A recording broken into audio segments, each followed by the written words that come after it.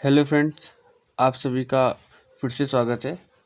हम लोग आज 14 चैप्टर यानी कि सेमी कंडक्टर डिवाइसेस का रिवीजन करने वाले हैं।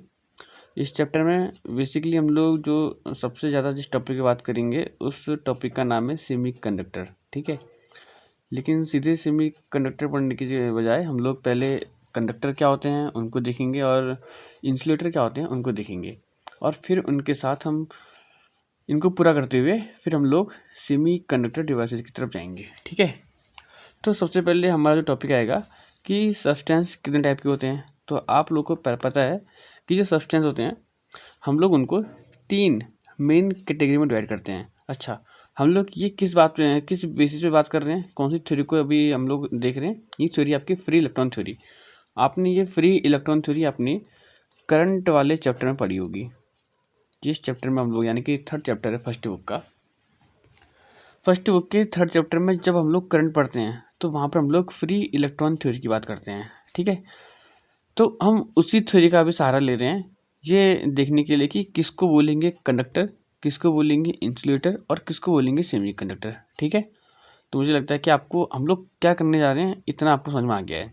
हम लोग फ्री इलेक्ट्रॉन थ्योरी की हेल्प से कंडक्टर, इंसुलेटर और सेमीकंडक्टर को डिफाइन कर रहे हैं और उनकी प्रॉपर्टीज़ को देख रहे हैं। ठीक है, तो सबसे पहले कंडक्टर क्या होते हैं? तो आपको पता है कंडक्टर ऐसे सब्सटेंस होते हैं जिनके अंदर चार्ज आसानी से फ्लो कर सकता है, जबकि इंसुलेटर में चार्ज फ्लो नहीं करता है।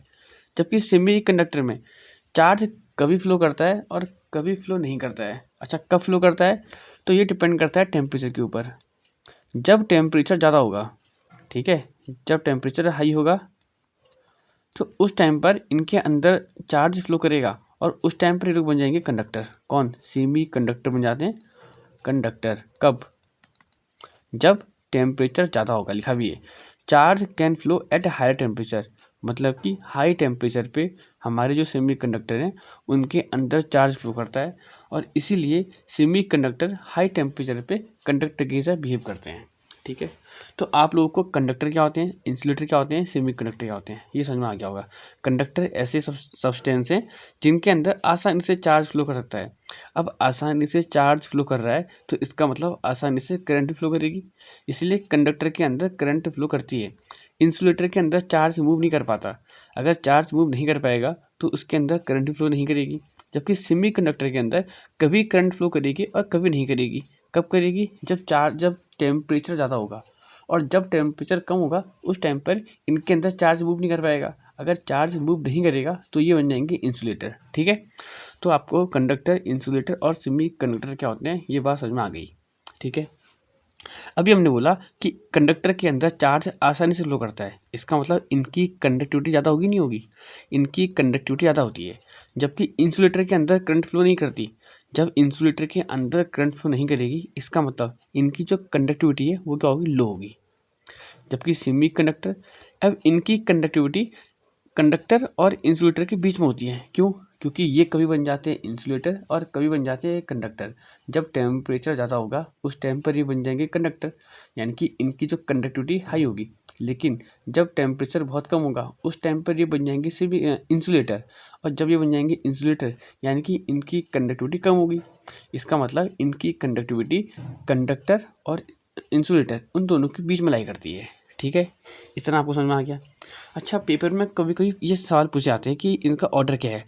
तो ये सिग्मा क्या है? कंडक्टिविटी है, तो ये कंडक्टिविटी की वैल्यू है सिग्मा। ठीक है, अच्छा, कंडक्टर के लिए जो कंडक्टिविटी सिग्मा होती है ये किस रेंज में होती है? तो याद रखना 10⁻² से लेकर के 10⁸ ठीक है, इस रेंज में इनकी वैल्यू निकल करके आती है। और ये सिग्मा की हो गई यूनिट। सिग्मा यानी कि कंडक्टिविटी, ये सिग्मा अलग है, ये सिग्मा है कंडक्टिविटी वाला, ये सरफेस चार्ज डेंसिटी नहीं है। ठीक है, ये कंडक्टिविटी आप लोगों ने करंट वाले चैप्टर में सीखा होगा। तो ये सिग्मा की वैल्यू किसके लिए? कंडक्टर के लिए। ये सिग्मा की वैल्यू किसके लिए? इंसुलेटर के लिए। ये सिग्मा की वैल्यू किसके लिए? सेमीकंडक्टर के लिए। अब आप लोग देख सकते हैं कि ये वैल्यू किसके लिए आता है? ये वैल्यू कंडक्टर के लिए सबसे आता है। इसका मतलब इनकी कंडक्टिविटी बहुत ज़्यादा है और होनी भी चाहिए, इसलिए तो कंडक्टर है। और इंसुलेटर के लिए ये वैल्यू क्या है? बहुत बहुत कम है, यानी कि इनकी कंडक्टिविटी बहुत कम होती है और इनकी कंडक्टिविटी बहुत कम होती है, ऐसा हमने ऊपर भी पढ़ा था अभी। ठीक है, और जबकि सेमी कंडक्टर है इनकी वैल्यू, इनके लिए जो ये कंडक्टिविटी की वैल्यू है इस वैल्यू और इस वैल्यू के बीच में है। देखो ये 10⁵ से लेकर 10⁻⁻⁶ है, ठीक है, समझ में आ रहा है। तो इसलिए इनकी जो कंडक्टिविटी है वो इनसे कम होगी और इनसे ज़्यादा होगी, ठीक है। तो आपको कंडक्टर, इंसुलेटर और सेमी कंडक्टर के बारे में इतनी बातें क्लियर हो गई होंगी, ऐसा मैं मानता हूँ, ठीक। अब आगे बढ़ते हैं। अच्छा, अगर कंडक्टर के लिए कंडक्टिविटी ज़्यादा होती है, अगर कंडक्टर के लिए कंडक्टिविटी ज़्यादा है तो रेसिस्टिविटी क्या होगी, कम होगी। क्यों? क्योंकि हमें पता है कि जो कंडक्टिविटी होती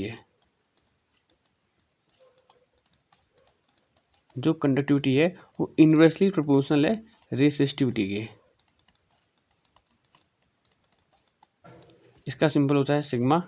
sigma is inversely proportional to rho, ठीक है। तो ये बात आपको ध्यान रखनी है।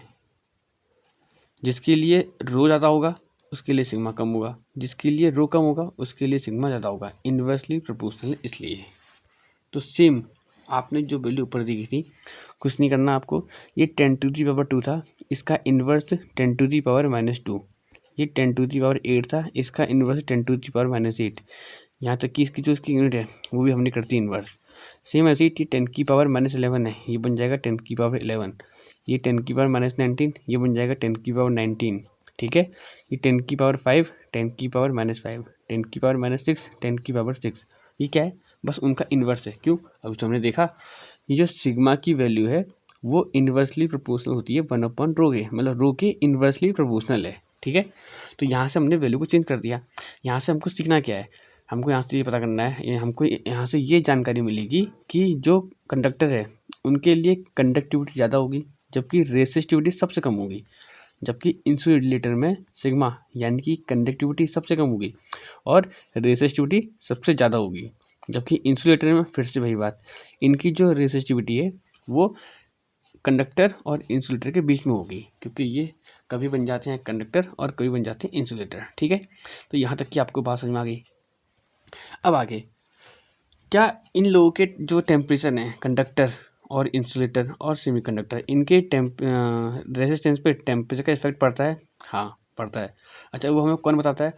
वो हमें बताता है टेम्परेचर कोफिशिएंट ऑफ रेजिस्टेंस। ये टॉपिक भी आप लोगों ने अपने करंट वाले चैप्टर में पढ़ा होगा। इसका सिंबल होता है अल्फ़ा, ठीक है। ये होता है अल्फ़ा। क्या है? यह टेम्परेचर कोफिशिएंट ऑफ रेजिस्टेंस। इसका मतलब क्या है? इसका मतलब अभी हम आगे देखेंगे, लेकिन इसकी वैल्यू क्या होती है? तो ध्यान रखना, ये सवाल MCQ में पूछने वाले सवाल हैं, आपको ध्यान आने चाहिए। टेम्परेचर कोफिशिएंट ऑफ रेजिस्टेंस यानी कि अल्फ़ा कंडक्टर के लिए पॉजिटिव निकल के आता है। Temperature coefficient of resistance insulator के लिए नेगेटिव निकल के आता है। और temperature coefficient of resistance semi conductor में भी नेगेटिव निकल के आता है। इसका मतलब क्या हुआ? इसका मतलब ये है कि जो कंडक्टर हैं, कंडक्टर में अगर हम टेम्परेचर बढ़ाते हैं तो जो उसका रेजिस्टेंस है वो इंक्रीज होता है।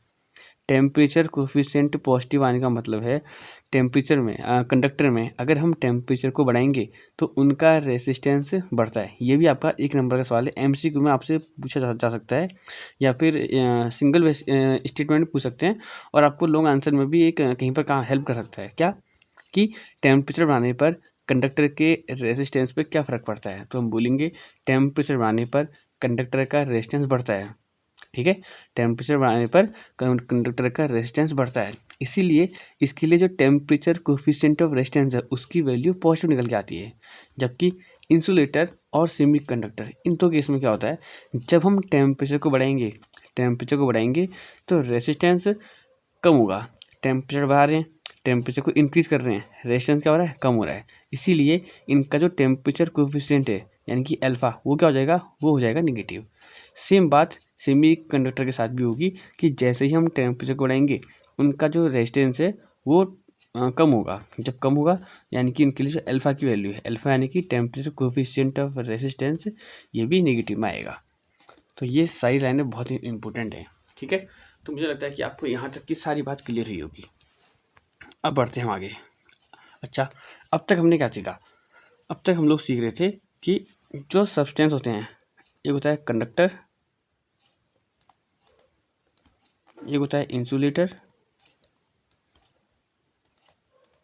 एक होता है सेमीकंडक्टर। ठीक है, ये क्या चीज़ है, कंडक्टर क्या होता है, इंसुलेटर क्या होता है, सेमी कंडक्टर क्या होता है, हमने इसको पढ़ा और साथ में हमने इनकी अलग अलग प्रॉपर्टी जानी। और जितनी भी चीज़ हमने पढ़ी है उसमें लिखा हुआ हर एक वर्ड बहुत ज़्यादा इंपॉर्टेंट है, उनसे एक एक नंबर के सवाल बनेंगे साथ में, ये आपको लंबे लंबे सवालों को डिटेल में लिखने में हेल्प करेंगे। ठीक है, हम आगे बढ़ते हैं। अभी तक का हमने जिस थ्योरी का यूज़ किया था वो थी आपकी फ्री इलेक्ट्रॉन थ्योरी। अब हम लोग इन सब बातों को पढ़ेंगे on the basis of band theory, और यही हमारे इस पूरे चैप्टर में का जो बेसिक है। अभी तक का हम लोगों ने जो बात करी थी वो था फ्री इलेक्ट्रॉन थ्योरी। हम फ्री इलेक्ट्रॉन थ्योरी की हेल्प से एक्सप्लेन कर रहे थे कंडक्टर, इंसुलेटर और सेमी कंडक्टर को। अब हम लोग बैंड थ्योरी की बात करेंगे। ठीक है, अब ये बैंड थ्योरी में जब हम लोग देखेंगे बैंड, ये बैंड क्या चीज़ है, सबसे पहले तो हमको ये जानना पड़ेगा कि बैंड थ्योरी में बैंड क्या है। जब हम इसको समझेंगे तब उसके बाद हम अपने आगे के टॉपिक को पढ़ पाएंगे। अच्छा, ये बैंड टॉपिक जो है ना ये थोड़ा डिटेल में है, लेकिन आपके सिलेबस में इसके लिए हमको ज़्यादा डिटेल में नहीं आना है, बस हमको कुछ मोटी मोटी इन्फॉर्मेशन अपने पास रखनी है।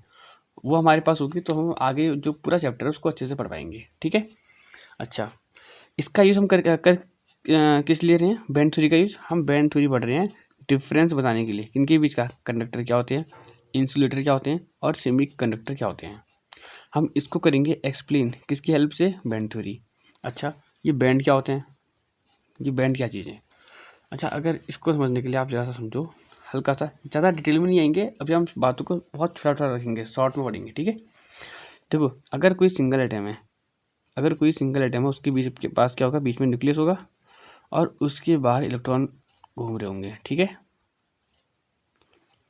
इतना आप लोगों को पता होगा। ये किसके लिए है, ये सिंगल एटम के लिए है। ये सारी कहानी हम जो पढ़ रहे हैं ये एक सिंगल एटम के लिए है। बीच में न्यूक्लियस है, बाहर से इलेक्ट्रॉन घूम रहे हैं अलग अलग ऑर्बिट में। जो सबसे बाहर वाला ऑर्बिट है इसको बोलते हैं हम वैलेंसी शेल, और इसमें जो इलेक्ट्रॉन होंगे उनको बोलेंगे वैलेंसी इलेक्ट्रॉन। ठीक है, ये जो वैलेंसी इलेक्ट्रॉन होते हैं ये बहुत लूजली बाउंड होते हैं न्यूक्लियस के साथ कंडक्टर में। ठीक है, जबकि जो अंदर के इलेक्ट्रॉन है ये बहुत टाइट टाइट से बने होते हैं। अच्छा, यहाँ पे आप लोग एक बात गौर कर रहे होंगे कि जो इलेक्ट्रॉन घूम रहा है न्यूक्लियस के चारों तरफ, वो घूम रहा है एक डिफाइंड, एक शार्पली डिफाइंड एनर्जी लेवल होगा। इलेक्ट्रॉन आपको हमेशा यहाँ पर मिलेगा, इलेक्ट्रॉन, इसके अलावा यहाँ पर आपको कभी नहीं मिल सकता, यहाँ पर भी कभी नहीं मिल सकता, यहाँ पर भी कभी नहीं मिलेगा। इसके बाद यदि इलेक्ट्रॉन आपको घूमता हुआ यहीं पर मिलेगा, यानी कि इलेक्ट्रॉन या तो यहाँ मिल सकता है या फिर यहाँ मिल सकता है या फिर यहाँ मिल सकता है। इलेक्ट्रॉन को घूमने के लिए जो हमने जगह अलाउ करी है वो सिर्फ इतना ही, या इस जगह इस लाइन पे मिल सकता है या यहाँ पर या यहाँ पर। ये हर एक, ये अलग अलग ऑर्बिट हैं और हर ऑर्बिट के लिए एक फिक्स एनर्जी होगी, इसलिए हम बोलते हैं कि इनको बोलते हैं एनर्जी लेवल। यानी कि इलेक्ट्रॉन के लिए फिक्स क्या है, डिफाइंड एनर्जी लेवल है कि इलेक्ट्रॉन या तो यहाँ होगा या यहाँ पर होगा या यहाँ पर होगा। लेकिन ये कब है, सिंगल एटम है। लेकिन किसी भी सॉलिड के अंदर या क्रिस्टल के अंदर क्या होगा, क्या सिर्फ एक सिंगल एटम मिलता है, नहीं, वहाँ पर तो बहुत सारे एटम होंगे। एक एटम यहाँ पर होगा, एक एटम ऐसे ऐसे बहुत सारे, बहुत एक दूसरे के पास पास रखे होंगे। जब ये सारे एटम एक दूसरे के पास पास रखे हैं तो क्या इनके जो बाहर से इलेक्ट्रॉन घूम रहे हैं ये एक दूसरे पर अपना इफेक्ट नहीं डालेंगे, बिल्कुल डालेंगे, क्योंकि इलेक्ट्रॉन यहाँ पर है, इसका इलेक्ट्रॉन यहाँ घूम रहा होगा, ये एक दूसरे को इंटरफेयर करेंगे और एक दूसरे के ऊपर अपना इफेक्ट डालेंगे। अच्छा, उससे असर क्या पड़ेगा, उससे असर ये होता है कि इलेक्ट्रॉन अब जो है शार्पली डिफाइंड एनर्जी लेवल है, इलेक्ट्रॉन अब सिर्फ इतने में, ये नहीं कि इलेक्ट्रॉन सिर्फ इस जो शार्पली डिफाइंड एनर्जी लेवल है इसी में घूमेगा। अब इलेक्ट्रॉन के लिए क्या हो जाएगा कि जो पहले एक फिक्स सिंगल लाइन अलाउ की, इलेक्ट्रॉन सिर्फ इस लाइन में घूमेगा। अब इलेक्ट्रॉन को घूमने के लिए एक ब्रॉड रीजन मिल जाएगा कि इलेक्ट्रॉन हाँ इस इतने इलाके में घूम सकता है। ठीक है, इसको हम बोलेंगे बैंड, इसको हम लोग बोलते हैं बैंड। जब सिंगल एटम होगा, सिंगल एटम के अंदर शार्पली डिफाइंड एनर्जी लेवल होंगे इलेक्ट्रॉन के घूमने के लिए। जबकि किसी सॉलिड के अंदर क्या क्या होगा, जब बहुत सारे एटम बहुत एक दूसरे के पास आएंगे, एक दूसरे के पास आएंगे तो वो एक दूसरे पे अपना इफेक्ट डालेंगे, एक दूसरे पे इफेक्ट डालेंगे तो उसका इफेक्ट उनके एनर्जी लेवल पे भी पड़ेगा। जहाँ पर पहले उनके घूमने के लिए सिंगल एक एनर्जी लेवल था, अब उनको घूमने के लिए एक बड़ा सा इलाका है कि इलेक्ट्रॉन इतने से इतने रेंज में कहीं भी घूम सकते हैं। फिर इसके बाद क्या होगा, एक यहाँ पे घूमते हुए आपको दिख जाएंगे, बीच के इलाके में घूमते हुए नहीं मिलेंगे। जैसे पहले क्या था, पहले क्या है, सिर्फ यहाँ एक पतले लाइन है, बीच में यहाँ नहीं घूम सकते। लेकिन अब क्या होगा कि अब इसकी जगह पे कुछ एक ज़्यादा इलाका हो जाएगा यहाँ पर, ठीक है। क्रिस्टल के अंदर ज़्यादा डिटेल में नहीं आ रहे हैं, शॉर्ट शॉर्ट पड़ रहे हैं, इनको बोलेंगे हम बैंड, ठीक है। बैंड क्या होते हैं समझ में आ गया। बैंड क्या है, एनर्जी लेवल ही है, लेकिन जहाँ पर पहले क्या है, एक फिक्स वैल्यू की एनर्जी की, इस वैल्यू पर इलेक्ट्रॉन घूमेगा। अब क्या होगा, क्रिस्टल के अंदर एक आपको मिल जाएगी इस रेंज से इतने एनर्जी के बीच में इलेक्ट्रॉन घूम सकता है, ठीक है। उनको बोल रहे हैं हम लोग band. What are band? Energy band correspond to energy level in atom. किसी एटम के अंदर जो एनर्जी बैंड है उनका जो रिलेशन होता है वो होता है एनर्जी लेवल के साथ, जिनमें इलेक्ट्रॉन घूम रहा हुआ है। एटम के एनर्जी लेवल से रिलेटेड होते हैं आपके कौन, एनर्जी बैंड। अच्छा, इन एन आइसोलेटेड एटम, जहाँ पे हमने यहाँ पर बात करी, किसी एक आइसोलेटेड एटम के अंदर जो इलेक्ट्रॉन के लिए जो एनर्जी लेवल होंगे वो कौन डिसाइड करेगा, वो डिसाइड करेगा उसका ऑर्बिट जिसमें वो घूम रहा है, और वो क्या होंगे, शार्पली डिफाइंड होंगे।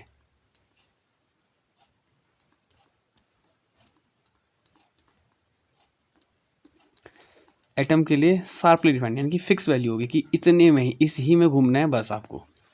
लेकिन सॉलिड के अंदर या क्रिस्टल के अंदर एटम क्या होंगे, एक दूसरे के पास आएंगे।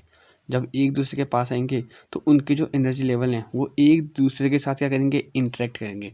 और जब इंटरेक्ट करेंगे तो जहाँ पर पहले हो, अब उनको एक शार्पली डिफाइंड लाइन को कि आप इस लाइन में घूमिए बस, अब उसकी जगह पे उनके पास एक रेंज, एक कंटिन्यूस एनर्जी लेवल का, या वो आप इतने इलाके में घूम सकते हैं, उनको हम बोलेंगे बैंड। ये मैं आपको बहुत सिंपल तरीके से समझा रहा हूँ कि बैंड क्या होते हैं। अभी हम लोग डिटेल में नहीं आ रहे कि ऐसा क्यों हो रहा है, कि ये एक दूसरे को इंटरेक्ट करने के बाद कैसे शार्पली डिफाइंड वो बन जा रहा है, हम उसमें डिटेल में नहीं आ रहे, हम लोग करें रिवीजन, और आपके लिए इतना काफ़ी है, ठीक है। ये जो कंटिन्यूस एनर्जी वेरिएशन है एनर्जी लेवल की, इनको बोलते हैं हम लोग बैंड। ये बैंड है, समझ में आ गया। ये बैंड कहाँ से आएगा, ये बैंड आएगा आपका वही जो एनर्जी लेवल थे उन्हीं से आपके बैंड बन रहे हैं। सिंगल एटम में होंगे आपके एनर्जी इलेक्ट्रॉन के घूमने के लिए ऑर्बिट, और जबकि जब उसके अंदर होंगे आपके एक सॉलिड के अंदर, तो वहाँ पर आपके बैंड बन जाएंगे, ठीक है। यहाँ तक ये बात समझ में आ गई। अब कितने टाइप के बैंड होते हैं, तो हमको जो मेन ध्यान देना है, जो हमारे काम की चीज़ है, वो है आपके 3 टाइप के बैंड। सबसे पहला वैलेंसी बैंड, दूसरा कंडक्शन बैंड, और तीसरा फॉरबिडन बैंड। वैलेंसी बैंड क्या होंगे, कंडक्शन बैंड क्या होंगे, फॉरबिडन बैंड क्या होंगे। हम लोगों ने कहा कि एटम के अंदर इलेक्ट्रॉन घूम रहे हैं, तो ये जो अंदर के इलेक्ट्रॉन है, बाउंड इलेक्ट्रॉन, इनको बोलते हैं बाउंड इलेक्ट्रॉन। जो अंदर की सेल नहीं है, इनके अंदर इलेक्ट्रॉन घूम रहे हैं, वो बाउंड इलेक्ट्रॉन है, क्योंकि वो न्यूक्लियस को छोड़ के बाहर नहीं आते हैं, वो एटम के अंदर ही घूमते रहते हैं। जबकि जो लास्ट सेल है, इसको बोलेंगे वैलेंसी सेल, इसमें जो होगा इलेक्ट्रॉन उसको बोलेंगे वैलेंसी इलेक्ट्रॉन। ये न्यूक्लियस के साथ बहुत लूजली बॉन्ड होते हैं, ठीक है। तो जो ये वैलेंसी इलेक्ट्रॉन होंगे, ये वैलेंसी इलेक्ट्रॉन जिस बैंड में होंगे उसको बोलेंगे वैलेंसी बैंड, ठीक है। समझ में आ गया। तो जो वैलेंसी इलेक्ट्रॉन होते हैं, वैलेंसी इलेक्ट्रॉन जिस बैंड में होंगे उसको बोलेंगे वैलेंसी बैंड। इस वैलेंसी बैंड के जस्ट ऊपर एक दूसरा बैंड होगा जहाँ पर इलेक्ट्रॉन को घूमना अलाउड है, जहाँ पर इलेक्ट्रॉन जा सकते हैं। तो वैलेंसी बैंड के जस्ट ऊपर एक एम्प्टी बैंड होगा, यानी कि खाली होगा, यहाँ पर इलेक्ट्रॉन नहीं होंगे। अबव द वैलेंसी बैंड के ऊपर, और ये अलाउ है, यहाँ पर इलेक्ट्रॉन घूम सकते हैं, उसको बोलेंगे हम कंडक्शन बैंड, ठीक है। जहाँ पर इलेक्ट्रॉन के पास, जहाँ पर इलेक्ट्रॉन जा सकता है, उसको बोलेंगे कंडक्शन बैंड। लेकिन एक होता है फॉरबिडन बैंड। ये दो अलाउड बैंड है कि इलेक्ट्रॉन यहाँ पर भी घूम सकता है, एक बैंड इसके ऊपर है कि इलेक्ट्रॉन यहाँ पर भी घूम सकता है, लेकिन इसके बीच का रीजन जहाँ पर इलेक्ट्रॉन का घूमना मना है, फॉरबिडन है इलेक्ट्रॉन को यहाँ घूमना। तो इसलिए हम इसका नाम बोलेंगे कि ये जो इलाका है इसको बोलेंगे फॉरबिडन बैंड। बात समझ में आ गई।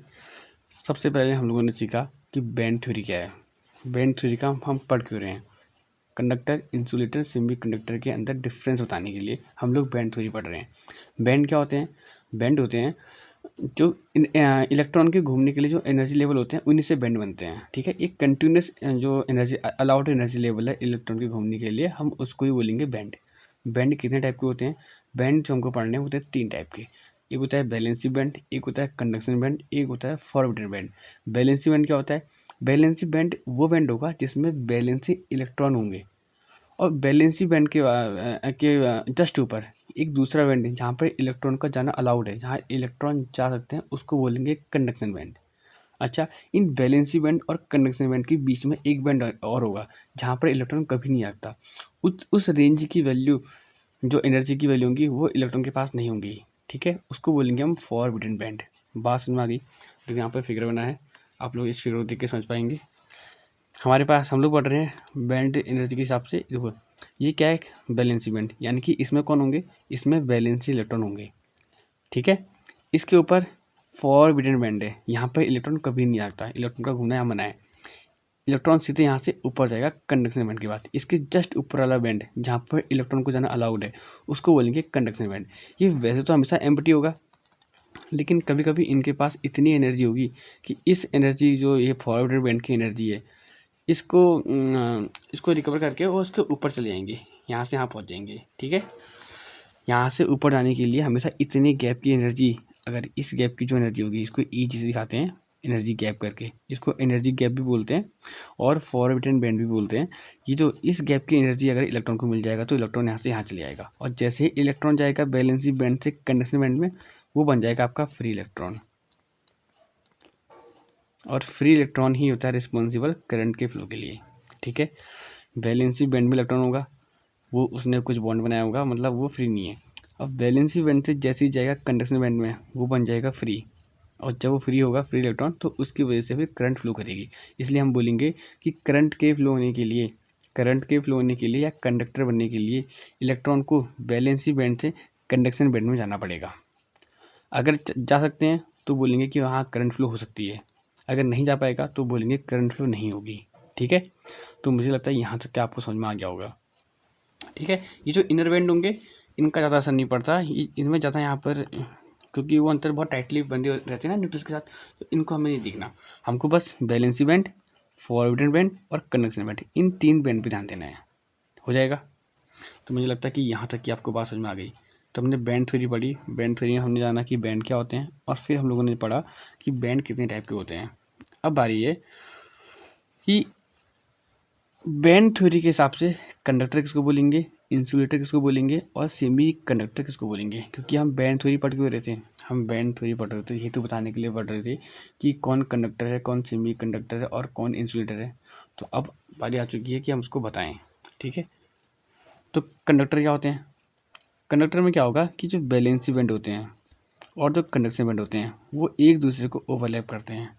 अभी हमने पढ़ा था करंट फ्लो कब करेगी? करंट फ्लो होने के लिए इलेक्ट्रॉन को वैलेंसी बैंड से कंडक्शन बैंड में जाना पड़ेगा, और जैसे ही इलेक्ट्रॉन वैलेंसी बैंड से कंडक्शन बैंड में पहुंच जाएगा, वो बन जाएगा फ्री इलेक्ट्रॉन, और फ्री इलेक्ट्रॉन ही उस क्रिस्टल के अंदर घूमते रहते हैं और उनके घूमने की वजह से करंट फ्लो करती है, ठीक है। अच्छा, तो कंडक्टर के अंदर क्या होगा? कंडक्टर के अंदर ये काम बड़े आसानी से हो जाएगा कि इलेक्ट्रॉन वैलेंसी बैंड से कंडक्शन बैंड में पहुंच जाएंगे। लेकिन अच्छा, इलेक्ट्रॉन को वैलेंसी बैंड से कंडक्शन बैंड में पहुंचने में बीच में दिक्कत कौन डालता है? जो बीच में फॉरबिडन बैंड है, जो बैंड गैप है, अगर उतनी एनर्जी इलेक्ट्रॉन को नहीं मिलेगी तो वो वैलेंसी बैंड से कंडक्शन बैंड में नहीं जा पाएगा। लेकिन ये दिक्कत कंडक्टर में होती ही नहीं है। क्यों? यहाँ पर जो वैलेंसी बैंड है और कंडक्शन बैंड है वो करते हैं एक दूसरे को ओवरलैप। इसका मतलब जो बैंड गैप था Eg, वो तो है ही नहीं। देखो, ये जो वैलेंसी बैंड है, ये है कंडक्शन बैंड, और इनके बीच में जो बैंड गैप है वो है ही नहीं। अगर वो नहीं है, यानी कि इलेक्ट्रॉन जो वैलेंसी बैंड में है वो आराम से कंडक्शन बैंड में जा सकता है। जैसे ही इलेक्ट्रॉन कंडक्शन बैंड में जाएगा तो वो बन जाएगा फ्री, और उसके अंदर आराम से करंट फ्लो हो रही होगी कंडक्टर के अंदर। तो कोई भी टेम्परेचर हो उसके अंदर आराम से पहुंच जाएगा, ठीक है। तो यानी कि टेम्परेचर पर डिपेंड होना पड़ेगा कंडक्टर के लिए। अब हम लोग आते हैं इंसुलेटर में। इंसुलेटर में क्या होता है? बहुत हाई वैल्यू होती है किसकी? बैंड गैप की। ये बैंड गैप किसके बीच होता है? वैलेंसी बैंड और कंडक्शन बैंड।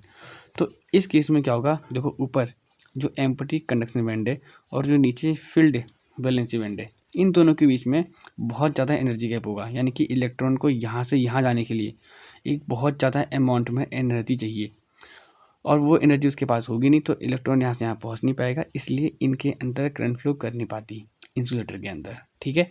जबकि सेमी कंडक्टर में क्या होगा? अब सेमी कंडक्टर हमें पता है कि बीच का है, कंडक्टर और इंसुलेटर के बीच का है। तो इनके अंदर यहाँ पर भी एक बैंड गैप होगा, लेकिन उसकी वैल्यू क्या होगी, बहुत कम होगी, स्मॉल वैल्यू। यहाँ पर हाई वैल्यू थी। तो हम बोलेंगे सेमी कंडक्टर क्या होते हैं। सेमी कंडक्टर ऐसे सब्सटेंस हैं जहाँ पर वैलेंसी बैंड और कंडक्शन बैंड के बीच का जो बैंड गैप होगा उसकी वैल्यू बहुत कम होती है, इंसुलेटर से कम होती है। लेवल होगी कितनी, तो 3 इलेक्ट्रॉन वोल्ट से कम होगी, जबकि यहाँ पर 3 इलेक्ट्रॉन वोल्ट से ज़्यादा होगी। तो फिगर यहाँ पर देखो, ये वैलेंसी बैंड है, ये कंडक्शन बैंड है। अगर जो यहाँ के इलेक्ट्रॉन है, वैलेंसी बैंड के इलेक्ट्रॉन है, अगर इनको इतनी एनर्जी मिल जाए कि वो इस बैंड गैप के बराबर एनर्जी उनको मिल जाए, तो आराम से यहाँ चले जाएंगे। जैसे यहाँ पहुँचेंगे वो चले जाएंगे कंडक्शन बैंड में, और तुम्हें पता है कंडक्शन बैंड में पहुँचते ही इलेक्ट्रॉन बन जाता है फ्री इलेक्ट्रॉन। और फ्री इलेक्ट्रॉन यानी कि वो पूरे क्रिस्टल में आराम से घूमेगा और करंट फ्लो करेगी। लेकिन कंडीशन क्या है कि इलेक्ट्रॉन को वैलेंसी बैंड से कंडक्शन बैंड में पहुँचना पड़ेगा, और उसके लिए चाहिए होगी उसको एनर्जी। तो हम जब बढ़ाते हैं, हमने क्या बढ़ा था कि हायर टेम्परेचर पे ये करंट फ्लो करते हैं। तो जब हम टेम्परेचर को बढ़ाएंगे, तो टेम्परेचर बढ़ाने से जो ये इतनी इसके बराबर एनर्जी इनको मिल जाती है, इस बैंड गैप के बराबर एनर्जी इनके पास, इलेक्ट्रॉन के पास आ जाती है। और ये एनर्जी मिलते ही कुछ इलेक्ट्रॉन ऊपर चले जाएंगे। जैसे एनर्जी इलेक्ट्रॉन ऊपर जाएंगे तो ये बन जाएंगे कंडक्टर। तो हम बोलते हैं कि हायर टेम्परेचर पे जो सेमी कंडक्टर हैं वो कंडक्टर की तरह बिहेव करते हैं, जबकि बहुत कम टेम्परेचर पे, जब टेम्परेचर कम है तो इनके पास एनर्जी इतनी नहीं है कि ये यहाँ से यहाँ जा पाएँ। तो इसका मतलब वैलेंसी बैंड से कंडक्शन बैंड में नहीं जा पाएंगे, और अगर वहाँ नहीं जा पाएंगे तो करंट फ्लो नहीं होंगे, और ये बन जाएंगे इंसुलेटर। ठीक है, तो मुझे लगता है कि आपको बैंड थ्योरी पूरी तरह से समझ में आ गई होगी। हम लोगों ने सबसे पहले पढ़ा कि बैंड थ्योरी क्या है। बैंड थ्योरी में बैंड क्या होते हैं, बैंड कितने टाइप के होते हैं,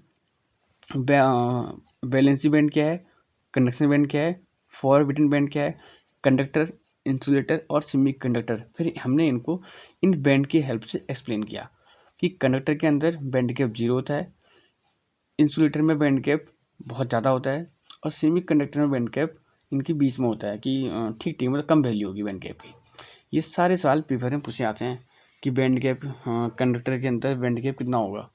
तो इस टाइप के MCQ सवाल बन सकते हैं। ठीक है, तो आपको इस पर ध्यान देना चाहिए। अब हम लोग पढ़ते हैं कॉन्सेप्ट ऑफ होल। यहाँ पर रहेगा टॉपिक नया कि होल क्या होते हैं।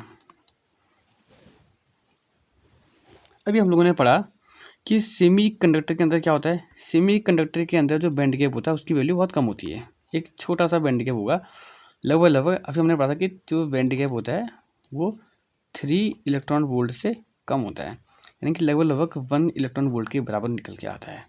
एग्जाम्पल के लिए, अच्छा सेमी कंडक्टर के एग्जाम्पल क्या है, तो सेमी कंडक्टर के दो बहुत फेमस एग्जाम्पल हैं, एक तो है जर्मेनियम, एक है सिलिकॉन। ठीक है, जिनके भी लास्ट में 4 इलेक्ट्रॉन मिलेंगे वैलेंसी सेल में, उनको बोलते हैं हम सेमी कंडक्टर। तो इन सभी के वैलेंसी सेल में 4 इलेक्ट्रॉन आपको मिल जाएंगे। तो ये लोग क्या हैं, ये हैं सेमी कंडक्टर। सेमी कंडक्टर में जो बैंड गैप होगा उसकी वैल्यू क्या होती है, जर्मेनियम में 0.7 इलेक्ट्रॉन वोल्ट। पेपर में पूछते हैं, ये वैल्यू आपको याद करनी पड़ेगी कि जर्मेनियम के लिए बैंड गैप की वैल्यू कितनी होती है। तो 0.7 इलेक्ट्रॉन वोल्ट जर्मेनियम के लिए, और सिलिकॉन के लिए 1.1 इलेक्ट्रॉन वोल्ट। ये दो बहुत फेमस सेमीकंडक्टर हैं, इनको ये वैल्यू आपको याद करनी पड़ेगी। ठीक है, अच्छा हम लोग पढ़ रहे थे क्या, कॉन्सेप्ट ऑफ होल। हमने क्या पढ़ा कि सेमीकंडक्टर के पास जो बैंड गैप होगा उसकी वैल्यू बहुत कम होती है। ठीक है, अच्छा अब हम दो केस लेके चल रहे हैं कि जब रूम टेम्परेचर होगा, जो रूम टेम्परेचर पे क्या होगा, और जब टेम्परेचर बहुत कम होगा, यानी कि लगभग एट एब्सोल्यूट 0 टेम्परेचर पे क्या होगा। जब टेम्परेचर बहुत कम होगा या लगभग एब्सोल्यूट 0 टेम्परेचर पे, क्योंकि टेम्परेचर कम है तो इनके पास एनर्जी क्या होगी, एनर्जी भी कम होगी। अगर इनके पास एनर्जी कम है तो इतनी एनर्जी नहीं है इनके पास कि जो इनके इलेक्ट्रॉन है वो वैलेंसी बैंड से कंडक्शन बैंड तक जा पाएँ। अब यहाँ से यहाँ नहीं जा पाएंगे तो इलेक्ट्रॉन वैलेंसी बैंड से कंडक्शन बैंड नहीं गया तो इलेक्ट्रॉन फ्री नहीं बनेगा, और इलेक्ट्रॉन नहीं होगा तो मूव नहीं कर पाएगा। जब मूव नहीं करेगा तो करंट फ्लो नहीं करेगी, यानी कि इस टाइम पर ये क्या है, इंसुलेटर हैं। कब, लो टेम्परेचर पे जो आपके सेमी कंडक्टर हैं वो एज ए इंसुलेटर एक्ट करते हैं। क्यों, वो आपको यहाँ समझा दिया है। ठीक है, अच्छा रूम टेम्परेचर या हाई टेम्परेचर, इससे ज़्यादा पे क्या होगा, कुछ इलेक्ट्रॉन ऐसे होंगे उनके पास इतनी एनर्जी तो होगी कि वो इस बैंड गैप के जो बराबर एनर्जी उनके पास आ जाए, या इससे ज़्यादा एनर्जी उनके पास आ जाए। अगर उनके पास इस बैंड गैप के बराबर एनर्जी है, बैंड गैप यानी कि Eg इसके बराबर से ज़्यादा एनर्जी है, तो क्या होगा, वो सीधे वैलेंसी बैंड से कंडक्शन बैंड में चले जाएंगे। जैसे ही वो वैलेंसी बैंड से कंडक्शन बैंड के अंदर जाएंगे तो वो जो इलेक्ट्रॉन ऊपर गया है वो बन जाएगा फ्री इलेक्ट्रॉन, और जैसे ही वो बनेगा फ्री इलेक्ट्रॉन वो एक्ट करेगा एज अ कंडक्टर। इसीलिए हम लोग बोलते हैं कि जो सेमी कंडक्टर हैं वो लो टेम्परेचर पे क्या एज अ इंसुलेटर की तरह एक्ट करते हैं, जबकि टेम्परेचर बढ़ाने पर वो एज अ कंडक्टर की तरह बिहेव करते हैं। और यहाँ से एक बात फिर क्लियर होती है कि अगर हम टेम्परेचर बढ़ाएंगे तो उनकी जो कंडक्टिविटी है वो बढ़ेगी, जबकि जो उनका रेजिस्टेंस है वो कम होगा। जबकि जो उनकी कंडक्टिविटी है वो बढ़ेगी, ये क्या होगा, ये इंक्रीज होगी। ठीक है, ये बात समझ में आ गई। ये इंपॉर्टेंट है बात कि टेम्परेचर बढ़ाने पर जो सेमी कंडक्टर हैं उनका जो रेजिस्टेंस है वो कम होगा, यानी कि अल्फ़ा की वैल्यू निकल के आएगी नेगेटिव। ये अल्फ़ा हमें बताता है कि टेम्परेचर बढ़ाने पर जो रेजिस्टेंस वो बढ़ रहा है कम हो रहा है, बढ़ेगा तो पॉजिटिव, यानी कि कंडक्टर के लिए पॉजिटिव आता है, यानी कंडक्टर में रेजिस्टेंस टेम्परेचर बढ़ाने पर बढ़ता है। ठीक है, तो यहाँ तक आपको समझ में आ गया। अच्छा, हम लोग पढ़ रहे थे कि होल क्या होता है।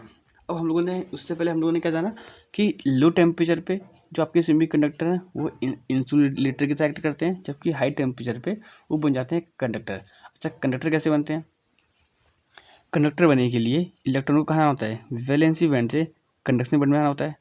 चलेंगे, अब जो इलेक्ट्रॉन गए हैं कंडक्शन बैंड के अंदर वो तो बन जाते हैं फ्री इलेक्ट्रॉन, और फिर इनकी वजह से करंट फ्लो होती है। ठीक, लेकिन वैलेंसी बैंड में क्या होगा उसको देखते हैं। वैलेंसी बैंड से इलेक्ट्रॉन चले गए कंडक्शन बैंड के अंदर, तो एक वैकेंसी जो इलेक्ट्रॉन था वो अपने पीछे एक वैकेंसी छोड़ जाएगा। कहाँ, वैलेंसी बैंड में। देखो हाँ ठीक है, अब आप लोग फिगर में बनाएंगे तो ज़्यादा दिक्कत होगी, आप अभी शॉर्ट समझो, फिर बहुत टाइम खींच जाएगा। ठीक है, तो जब वैलेंसी जो इलेक्ट्रॉन है जब वो वैलेंसी बैंड से एक कंडक्शन बैंड के अंदर जाएगा तो अपने पीछे एक खाली जगह छोड़ जाएगा। उस जगह जो खाली जगह है उसको हम लोग बोलते हैं होल।